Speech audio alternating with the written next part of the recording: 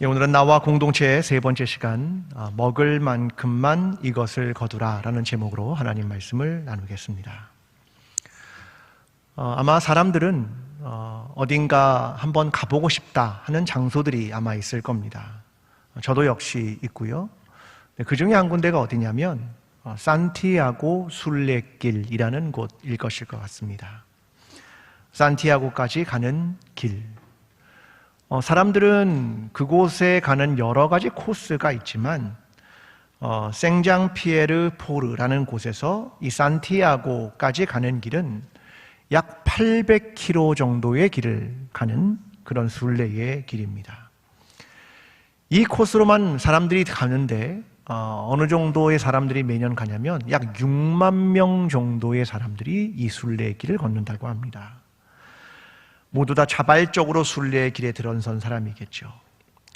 과거에는 이 산티아고에 야고보의 무덤이 있기 때문에 그 야고보의 무덤까지 가는 길을 걷기 위해서 걸었지만 오늘날의 사람들은 자기 자신을 발견하기 위하여 이 길을 걷곤 합니다.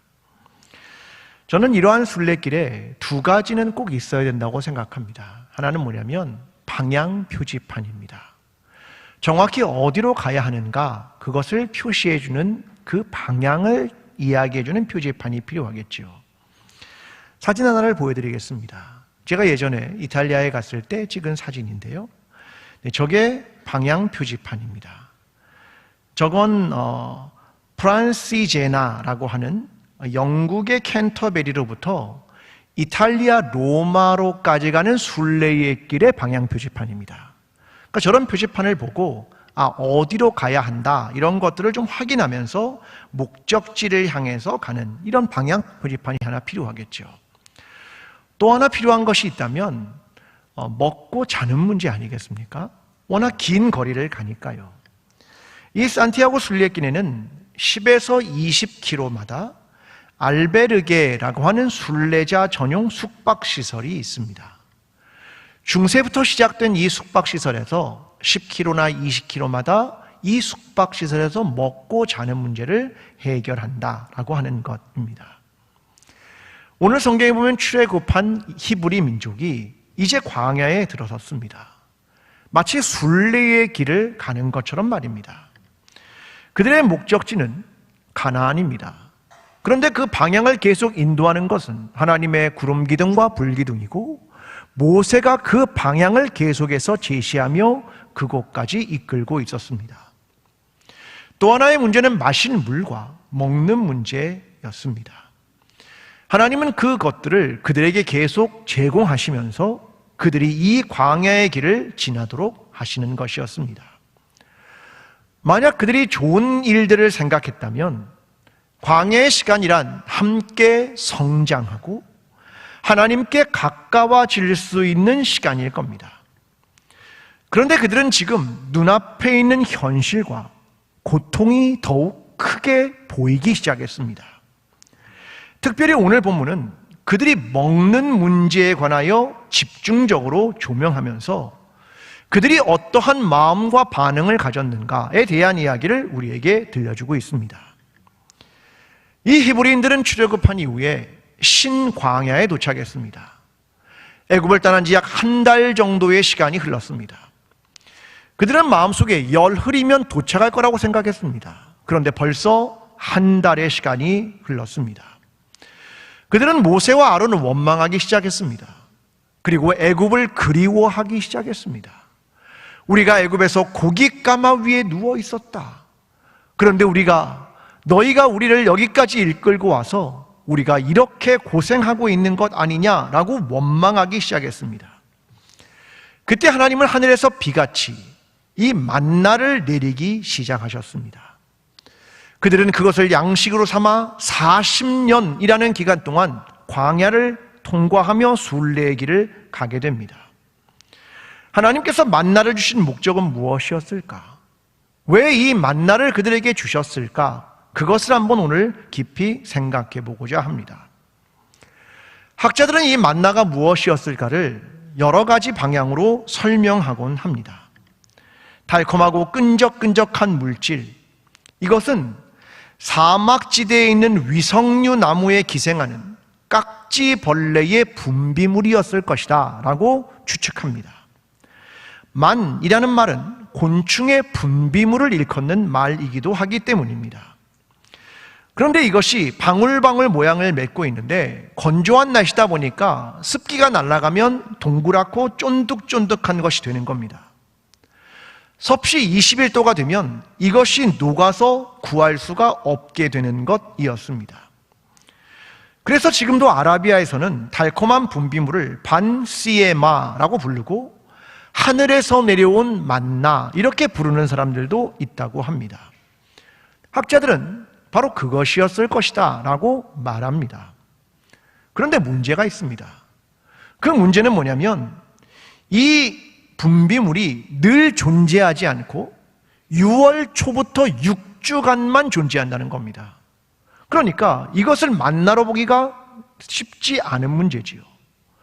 또 하나는 시나이 반도에서 1년 동안 모을 수 있는 양은 약 225kg에서 270kg밖에 안 됩니다. 대단히 적은 양이라는 거죠. 자, 이걸 정리하면 이런 말이죠.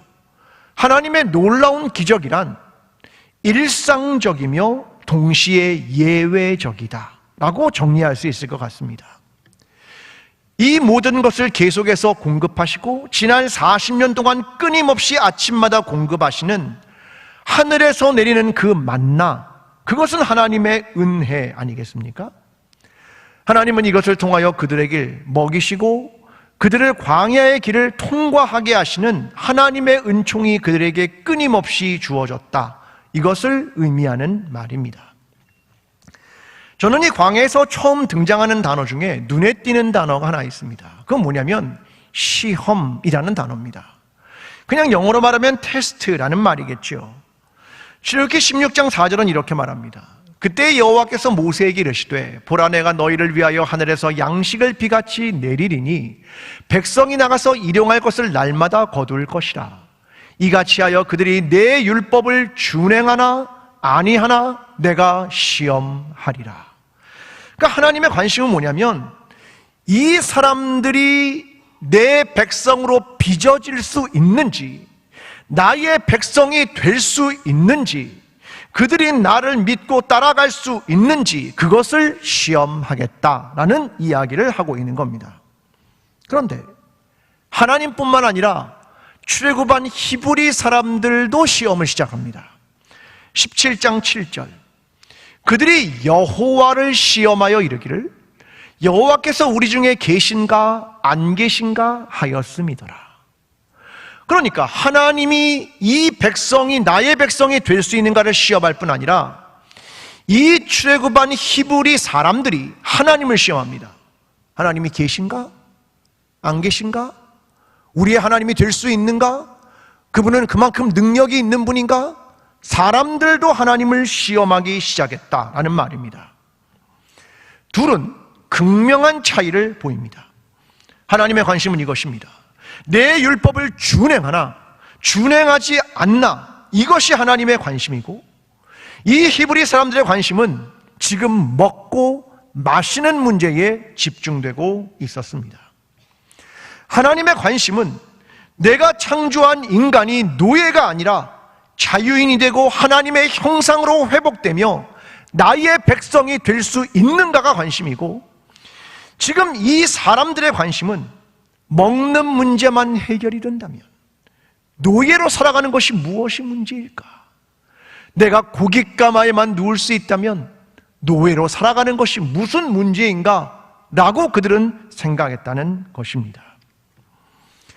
예수님의 생애에도 시험이 있었습니다. 물론 이 시험은 temptation, 유혹입니다. 마귀가 시험을 합니다. 그런데 내용은 대단히 비슷합니다. 40일을 금식하신 주님에게 마귀가 와서 이렇게 말합니다.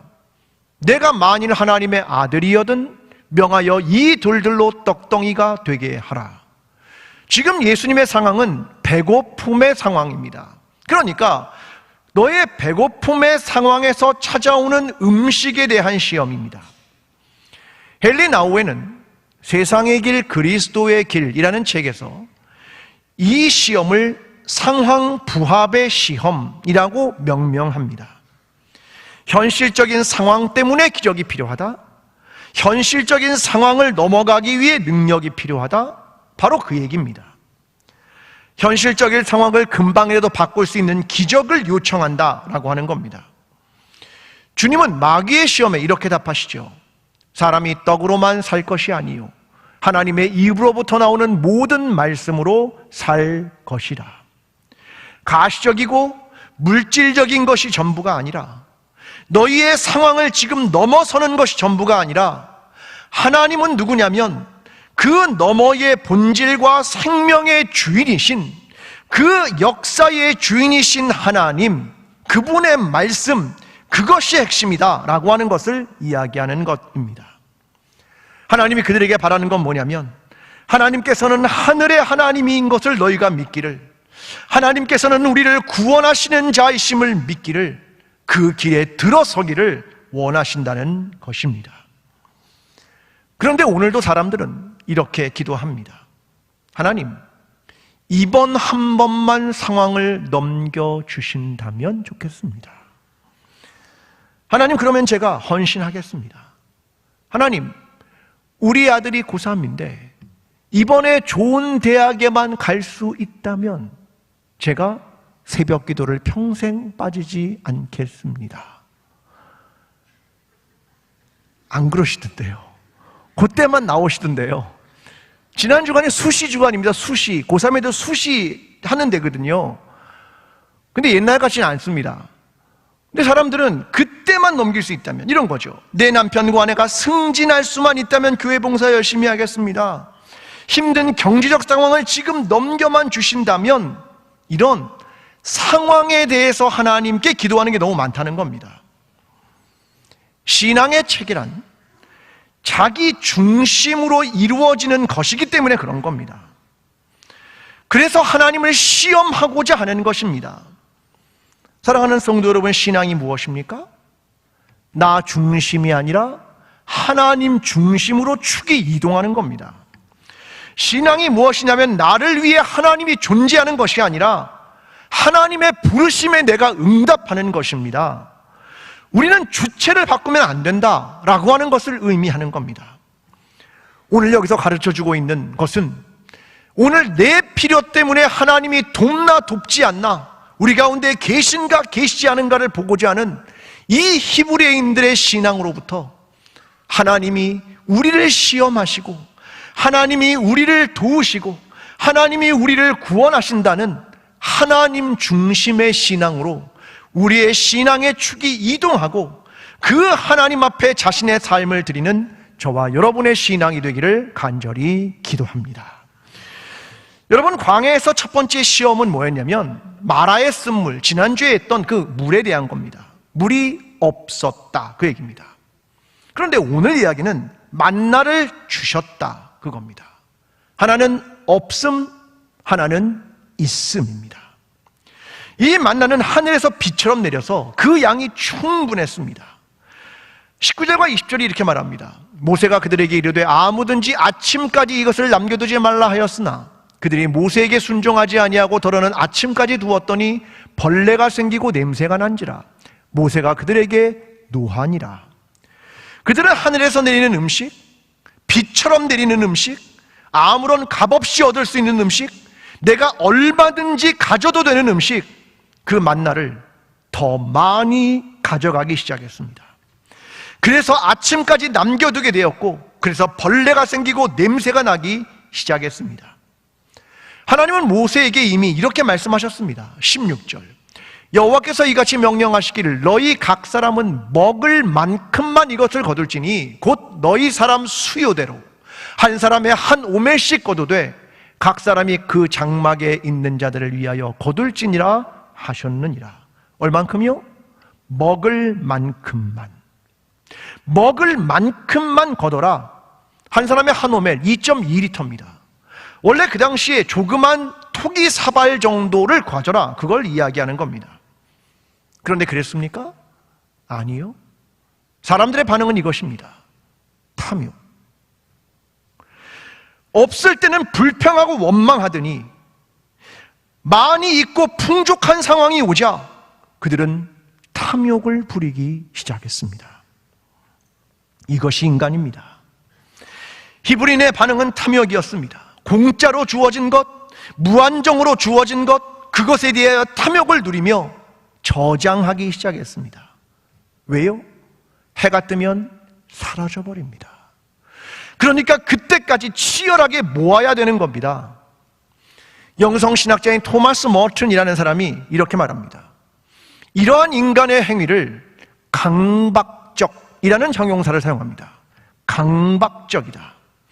거짓 자아와 가장 잘 어울리는 수식어는 이 강박적이다라는 말이라는 겁니다. 먹을 것이 없는, 무엇인가가 없는 상황에서 갑자기 뭔가가 많이 생겼습니다. 그때 인간의 마음은 이런 마음이 드는 겁니다. 잃어버릴까봐, 놓칠까봐, 사라질까봐 불안합니다. 그래서 강박적이 됩니다. 오늘 우리는 다릅니까?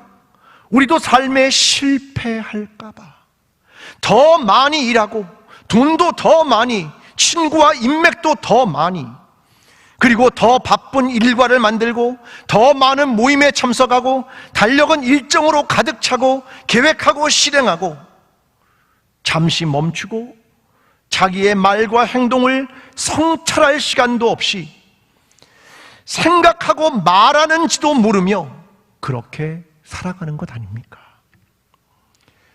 4세기와 5세기에 이집트의 사막에 살았던 교부들이 있었습니다. 그들을 사막의 교부들 이렇게 부릅니다. 신앙의 선배들이죠. 그들은 탐욕과 분주함을 벗어나기 위해 사막과 광야로 들어갑니다. 4세기와 5세기 전에는 기독교의 관심은 박해입니다. 고난을 당한다. 그런데 기독교가 공인되고 기독교 국가들이 나타나기 시작하면서 이 박해가 사라집니다. 그런데 그렇다고 해서 기독교가 변했느냐? 아닙니다. 사람들은, 그리스도인들은 이상적 사회, 그것으로 변하지 않았습니다. 사람들은 자기의 삶을 그리스도인의 삶으로 고쳐나가지도 않았습니다. 여전히 어둠을 사랑하고 여전히 세상을 사랑했습니다. 그래서 사막의 교부들은 새로운 형태의 순교를 모색합니다. 그게 뭐냐면 고독입니다. 광야에, 사막에 들어가 고독을 경험하는 겁니다. 고독이란 외로움이 아닙니다. 고독이란 하나님과 만나는, 하나님과의 독대의 시간을 고독이다, 그렇게 말하는 겁니다. 이 고독의 시간에 거짓된 강박적 자아를 예수 그리스도의 새로운 자아로 변화시킬 수 있는 도가니와 같은 것은 고독입니다 라고 그들이 말하는 것입니다. 어쩌면 오늘 우리의 삶은 자기만의 광야를 만들어야 할지도 모릅니다. 하나님과 나만 독대하는 고독의 시간과 고독의 공간을 갖고 있어야 한다는 겁니다. 우리를 불안으로부터, 강박으로부터, 탐욕으로부터 지켜주는 것은 고독의 시간, 하나님과 독대해야 하는 시간이 우리에게 필요한지도 모르겠습니다. 우리 교회는 거룩한 일상을 하죠. 아침마다 거룩한 일상이 찾아옵니다. 말씀으로 하루를 열고 조용히 기도하는 시간을 갖고 고독의 시간을 통하여 하나님과 독대하는 시간을 놓치게 되면 우리는 우리의 삶에 찾아오는 있음의 상황에서 히브리인들처럼 더 많은 만나를 모으게 될 것이고, 또 그 이후에는 냄새나고 벌레가 생기게 될지도 모릅니다. 신명기 8장 3절은 이렇게 말합니다. 너희를 낮추시며 너를 줄이게 하시며 또 너도 알지 못하며 내 조상들도 알지 못하던 만나를 내게 먹이신 것은 사람이 떡으로만 사는 것이 아니요 여호와의 입에서 나오는 모든 말씀으로 사는 줄을 내가 알게 하려 하십니다. 하나님께서 우리에게 그 만나를 주신 것은 뭐냐면, 너는 먹는 떡으로만 사는 게 아니야. 하나님의 말씀으로 사는 것이지. 내가 하나님을 독대하며 하나님과의 고독의 시간을 가질 때 비로소 너의 불안, 강박, 탐욕으로부터 자유롭게 되며 너는 하나님의 말씀 안에 거하게 될 것이라는 이야기를 하고 있는 겁니다. 사랑하는 성도 여러분, 우리의 삶에서 고독의 시간을 만들지 않으면 결코 하나님께 가까이 갈 수 없는 것임을 기억하며 하나님과의 독대의 시간, 말씀의 시간, 기도의 시간, 그 시간을 갖게 되는 저와 여러분이 되기를 간절히 기도합니다. 여러분, 신광야의 만나 사건은 애굽과 다른 하나님의 나라의 질서를 보여주는 것입니다. 출애굽기 16장 17절과 18절은 이렇게 말합니다. 이스라엘 자손이 그같이 하였더니 그 거둔 것이 많기도 하고 적기도 하나 오멜로 되어 본즉 많이 거둔 자도 남음이 없고 적게 거둔 자도 부족함이 없이 각 사람은 먹을 만큼만 거두었더라. 누군가는 많이, 누군가는 적게. 그러나 남는 자도 없고 부족한 자도 없다. 새로운 세상의 탄생 아닙니까? 많이 걷거나 적게 걷거나 남거나 모자라지 않는다. 각 사람의 필요에 따라 주어진다. 또 하나는 25절과 26절입니다. 모세가 이르되 오늘은 그것을 먹어라. 오늘은 여호와의 안식일인즉 오늘은 너희가 들에서 그것을 얻지 못하리라. 엿새 동안은 너희가 그것을 거두되 일곱째 날은 안식일인즉 그날에는 없으리라 하였으나, 하나님은 뭘 말하냐면 안식일을 이야기합니다. 쉬어라. 그러므로 여섯째 날에 2배를 거둬라. 일곱째 날에는 쉬어라. 그 이야기입니다. 27절과 28절이 이렇게 말합니다. 일곱째 날에 백성 중 어떤 사람이 거두러 나갔다가 얻지 못하니라. 여호와께서 모세에게 이르시되 어느 때까지 너희가 내 계명과 내 율법을 지키지 아니하려느냐. 어떤 사람이 안식일에 나가서 만나를 거두러 나갔다는 겁니다. 근데 만나를 얻지 못했다. 하나님이 법을 말씀하셨는데 그 법을 지키지 않은 백성의 이야기를 담고 있는 겁니다. 광야는 노예였던 히브리 민족이 질적 변화를 통하여 하나님의 백성이 되는 과정을 이야기하고 있는 책입니다. 이 광야에서 지금 이야기하고 있는 건 뭐냐면, 너는 애굽에서 누군가는 많이 갖고 누군가는 권력을 누리고 누군가는 적게 갖고 누군가는 노예로 살았다. 그러나 내 나라, 하나님의 나라에는 만나를 통하여 보여주는 것은 각 사람은 자기의 필요를 따라 먹을 만큼만, 그리고 남지도 부족하지도 않는 세상을 나는 원한다. 그 전혀 다른 세상의 질서와 방법을 설명하고 있는 겁니다. 두 번째는 이거죠. 너희는 애굽에서 노예처럼 살았다. 쉼이 있었느냐? 아니, 일주일 내내 기계처럼 돌아갔지. 그런데 내 나라는 안식이 있는 나라야. 내 나라는 쉼이 있는 나라다. 그것을 보여주는 겁니다. 애굽과 하나님의 나라는 전혀 다른 나라야. 세상의 법과 하나님 나라의 법은 전혀 다르다. 그것을 보여주고 있는 이야기를 하고 계십니다. 한국의 음식물 쓰레기 배출량은 2020년 기준 전국 약 470만 톤입니다. 얼마라고요? 470만 톤. 2016년과 비교할 때 300배 이상 늘었습니다. 도대체 음식물 쓰레기가 어디서 발생하고 어디로 흘러가고 어떻게 처리될까? 전체 음식물 쓰레기 중 70%는 가정과 소형 음식점에서, 대형 음식점은 16%, 집단 급식소 10%, 유통단계 4%입니다. 우리가 그리스도인으로 산다는 것은 개개인이 필요한 최소한의 식재료만을 구입한다는 겁니다. 여러분, 음식물 혹시 냉장고에서 버리는 거 있으십니까? 있으시죠? 그게 몇 프로냐면 9%입니다. 10개를 사면 1개는 썩어서 버리는 겁니다. 우리의 현실이 그런 겁니다. 오늘 우리가 그리스도인의 법대로, 하나님 나라의 법대로 살아가고 순종한다는 건 뭘까? 더 많이 소유하고 저장하는 게 아니라 먹을 만큼만 거두고 수요대로 거두는 겁니다.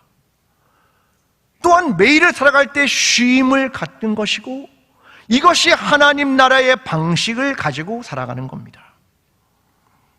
소유와 안식에 대한 물음은 본질적으로 어디로 접근되냐면, 너는 하나님을 신뢰하느냐, 거기에 도달하게 되는 것입니다. 순례의 길을 걸어가는 사람이 있다면 가장 크게 고려해야 되는 건 어깨에 맨 짐입니다. 보통 사람의 몸무게의 10분의 1 정도를 가져야 800km 정도를 걸을 수 있답니다. 성인 남성이면 6, 7, 8, 그 정도의 무게를 어깨에 져야 되는 거죠. 그 배낭에는 침낭도 필요하고, 우비도 필요하고, 스마트폰도 필요하고, 세면도구도 필요합니다. 처음에는 겁없이 많이 넣었겠지요.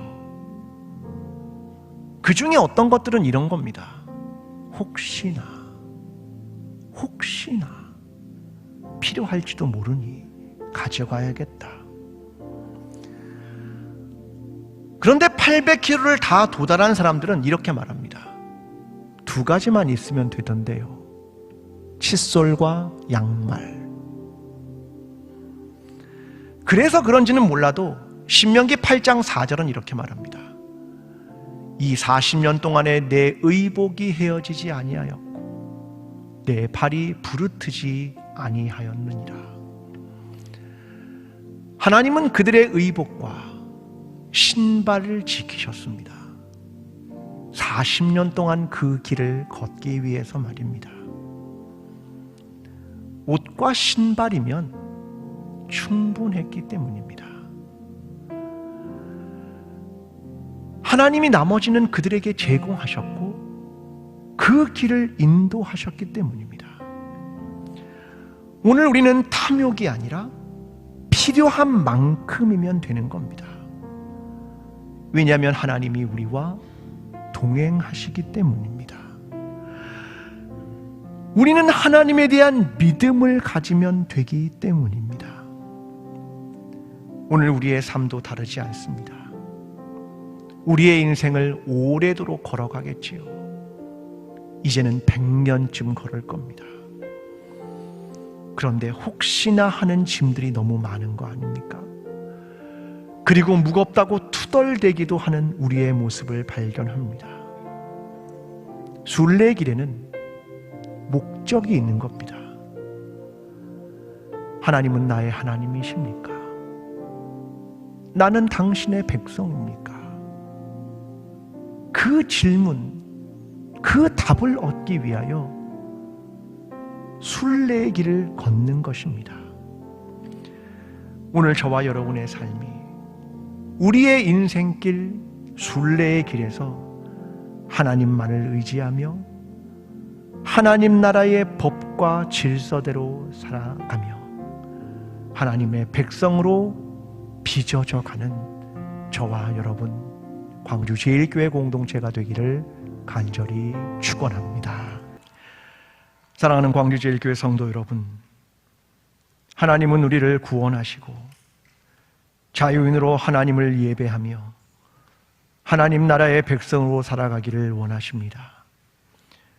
하나님께서 우리의 삶의 주인이심을 기억하며 강박과 불안과 탐욕을 내려놓고 오직 하나님 나라의 법과 질서 안에서 살아갈 것을 결단하십시오.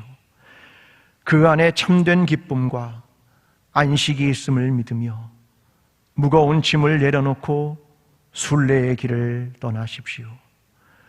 우리 주님께서 여러분의 길 위에 함께 하실 것입니다.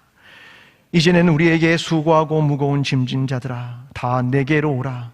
내가 너희를 쉬게 하리라고 말씀하신 예수 그리스도의 은혜와 우리를 하나님이 백성으로 삼으신 하나님 아버지의 사랑과 순례의 길에서 인도하시는 성령님의 동행하심이 하나님의 백성으로 살아가기를 원하며 그 길을 걸어가는 모든 성도들과 광주제일교회와 나라와 민족 위에 지금부터 영원까지 함께 하시기를 간절히 축원하옵나이다. 아멘.